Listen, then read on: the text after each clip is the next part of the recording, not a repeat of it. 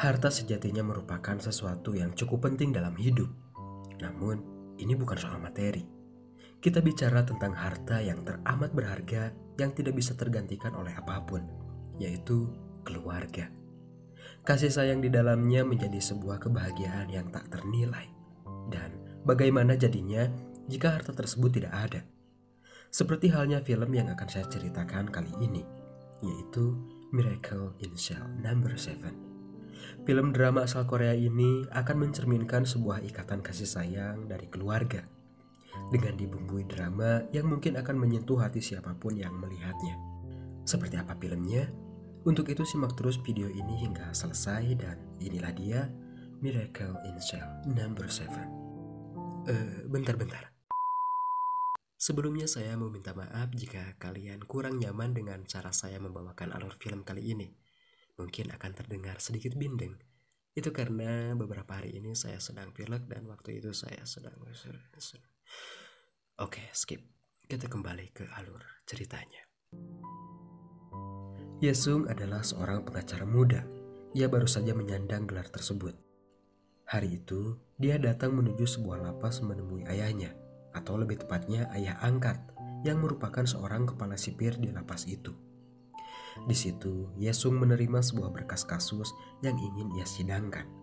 Yang ternyata itu adalah berkas kasus dari ayah kandung Yesung bernama Lee Yong-gu. Dan kenapa ayah kandung dari Yesung menjadi seorang narapidana? Mungkin kita akan mengetahuinya di pertengahan film nanti. Kembali ke cerita. Sidang tersebut akan dibuka beberapa hari lagi. Dan sebelum itu, ia mencari beberapa orang untuk menjadi saksi guna keringanan atas kasus tersebut. Orang yang pertama ia temui merupakan dua orang yang bekerja sebagai peramal. Mereka bernama Kang Man-bum dan Shin Bong-sik. Setelah itu, ia menemui seorang pendeta bernama So Yang-ho dan pianis gereja bernama Choi Chun-ho. Lalu siapakah mereka? Mereka semua adalah teman mantan satu sel ayahnya dahulu. Singkat waktu, persidangan pun tiba. Semua orang yang mengenal sosok ayahnya turut hadir. Kasus ini sebenarnya sudah ditutup beberapa tahun silam.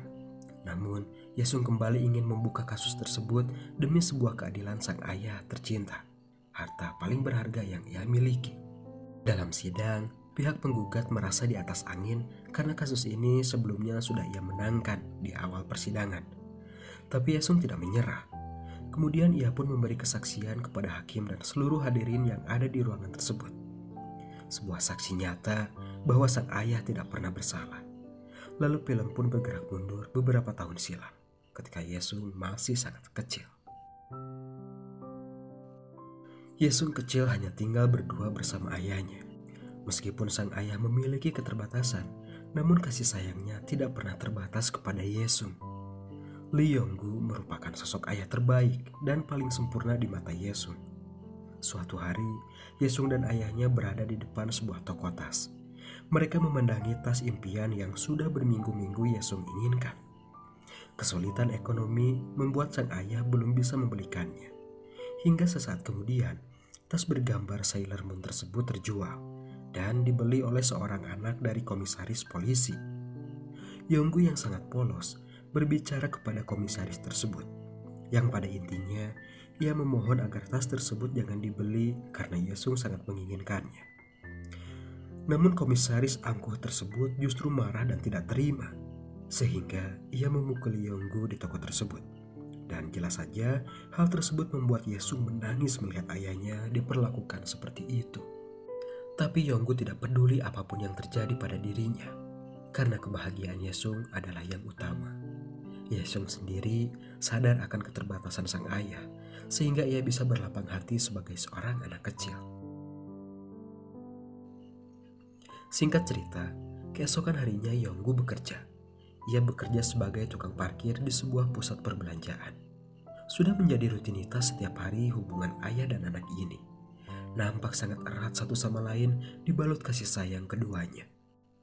Setiap hari Yesung akan diam di rumah hingga ayahnya pulang. Dan seperti biasa, salam kompak selalu mereka berdua lakukan.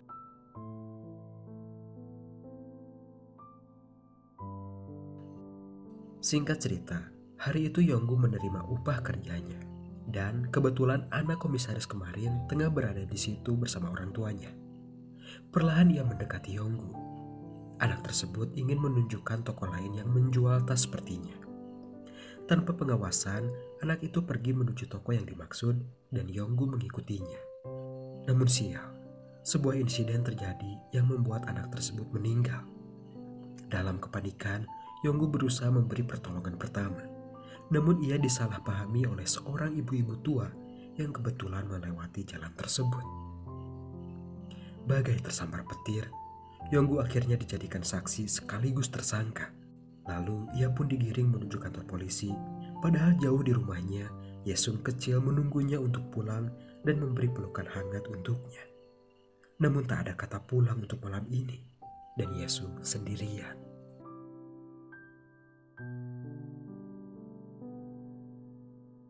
Keesokan harinya olah TKP dilakukan, dihiasi kerumunan orang dan beberapa media televisi.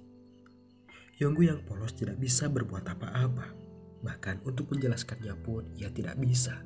Setiap kali pertanyaan yang diberikan, ia hanya bingung dan kembali bertanya perihal keadaan Yesung anaknya. Sudah sangat jelas, Yonggu hanya sosok polos yang terjebak keadaan. Namun hal tersebut dimanfaatkan oleh oknum-oknum penyidik. Dengan nada mengancam, Yonggu diperintahkan untuk melakukan semua adegan yang tidak pernah ia lakukan, sehingga keadaan semakin ricuh dari pihak keluarga korban. Lalu Yonggu menjadi bulan-bulanan mereka.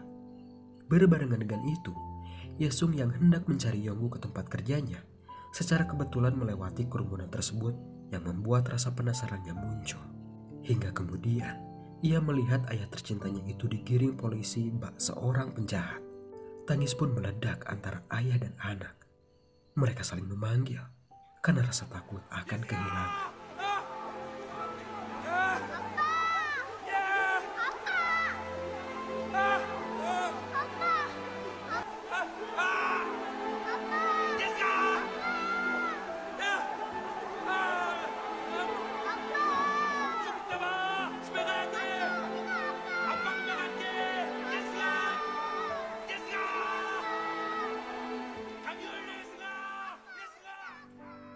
Dan akhirnya, kini Yonggu mendekam di sebuah lapas, sementara Yesung kini harus tinggal di sebuah panti. Yonggu tidak pernah menyangka semua berakhir seperti ini. Penjara bukan tempat ternyaman baginya. Di lapas tersebut, ia ditempatkan di sebuah sel nomor 7, sel yang dihuni 5 orang narapidana kelas kakap, yaitu kelima orang di awal film tadi. Ini adalah penjara, maka bukan keramahan yang diterima Yonggu. Terlebih lagi saat mereka mengetahui kasus yang terjadi pada Yonggu, pembunuhan dan pelecehan anak di bawah umur mereka anggap sangat hina. Dan kembali, kekerasan demi kekerasan Yonggu tanggung tanpa bisa menjelaskan semuanya. Namun kekerasan tersebut tidak lebih menyakitkan dibanding kesedihannya terpisah dari Yesung.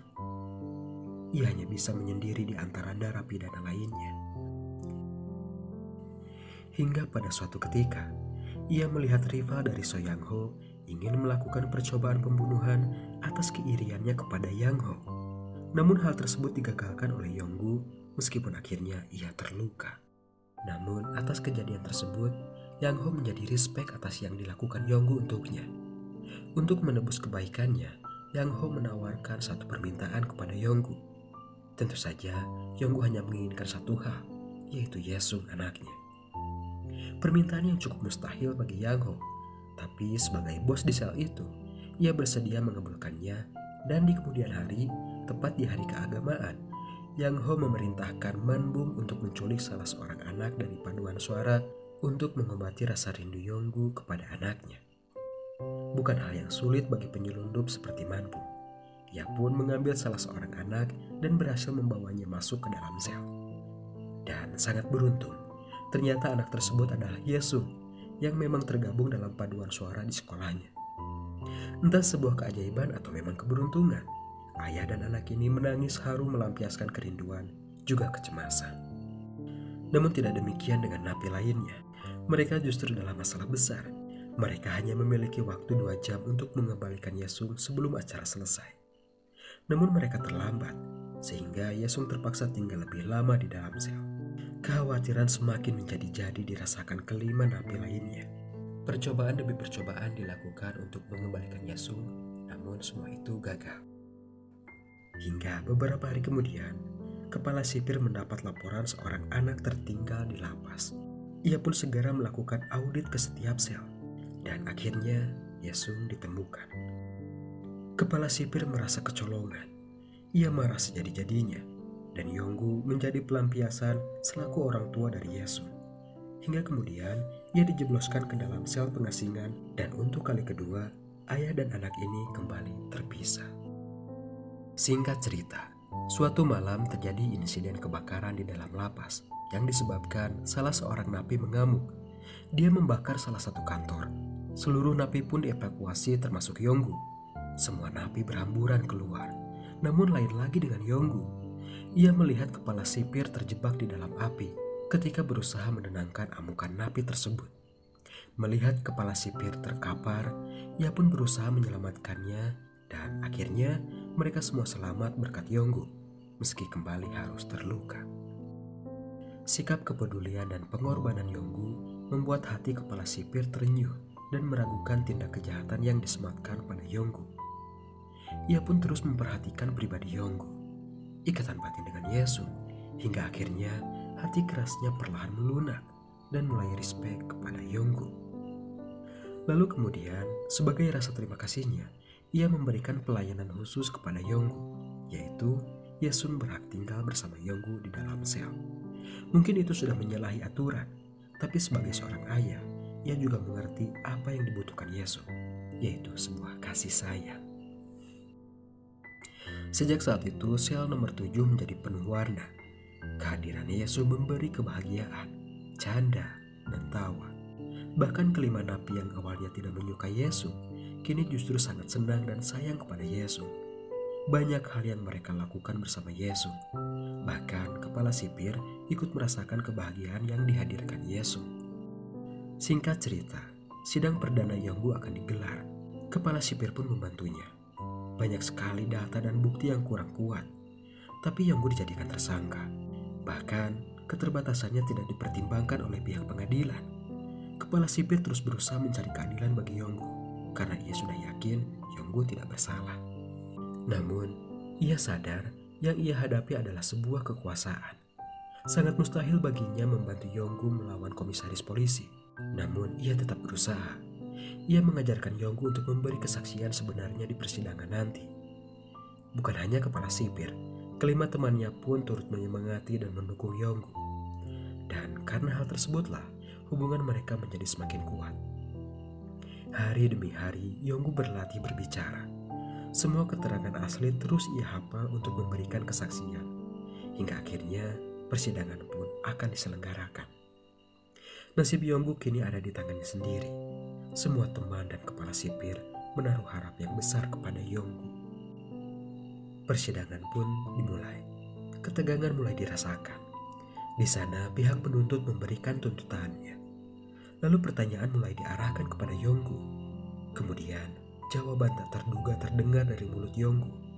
Ia mengakui pembunuhan tersebut. Sontak saja semua kaget dan syok akan jawaban dari Yonggu. Terlebih lagi sang kepala sipir yang marah dan tidak menyangka atas pernyataan Yonggu yang jelas-jelas semua itu palsu.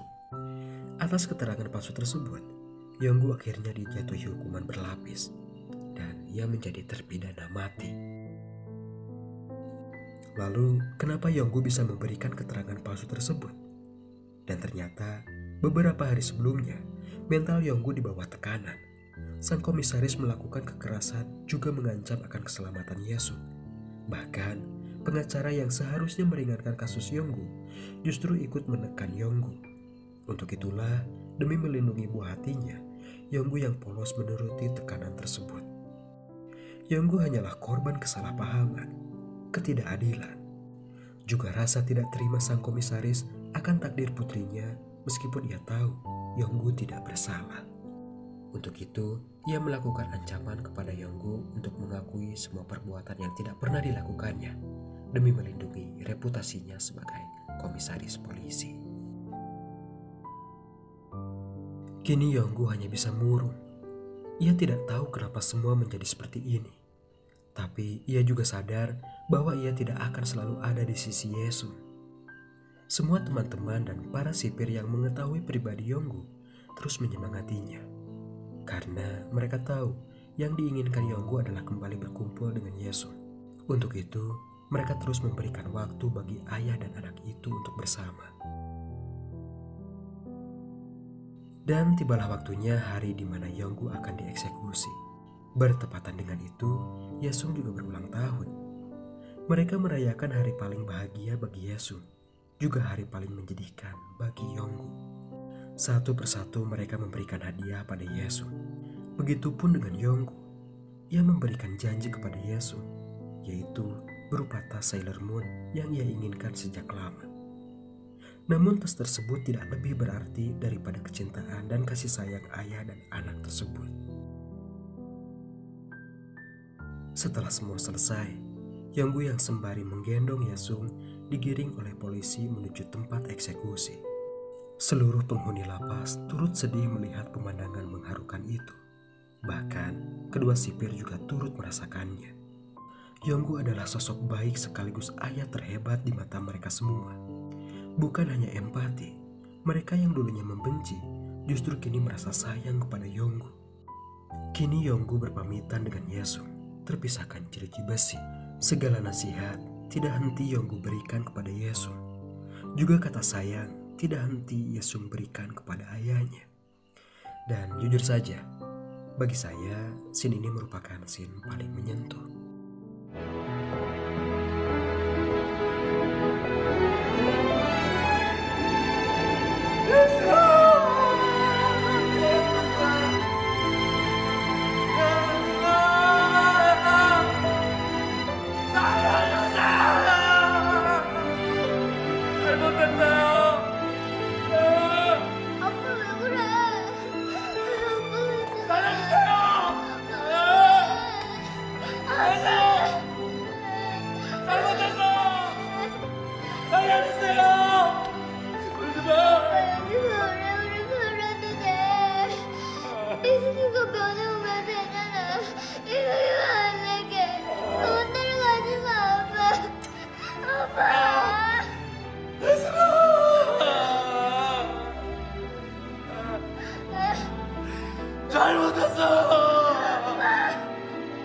잘못했어요.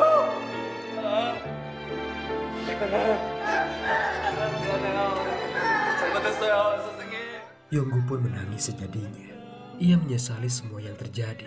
Andai saja waktu bisa diputar, ia akan mengatakan kesaksian yang sebenarnya. Namun, semua sudah terlambat. Yesung pun semakin histeris. Kepala sipir juga turut menjatuhkan air mata, tak kuasa melihat pemandangan tersebut. Tangisan Yonggu pun terdengar ke seluruh ruangan.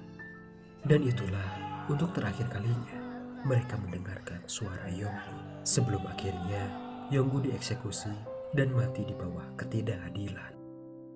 Scene kembali pada Yesung dewasa. Seluruh pernyataan Yesung membuat sisi ruangan terdiam. Mereka terhanyut dengan cerita Yesung.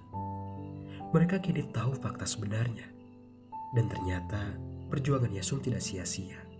Setelah memeriksa kembali data terkait kasus sang ayah dan bukti-bukti yang tidak akurat, hakim pun mencabut semua tuntutan dan menyatakan bahwa Yonggu tidak bersalah. Sorak-sorai pun menggema. Semua pendukung Yonggu sangat bahagia. Tangis pun pecah. Yesung sangat bahagia.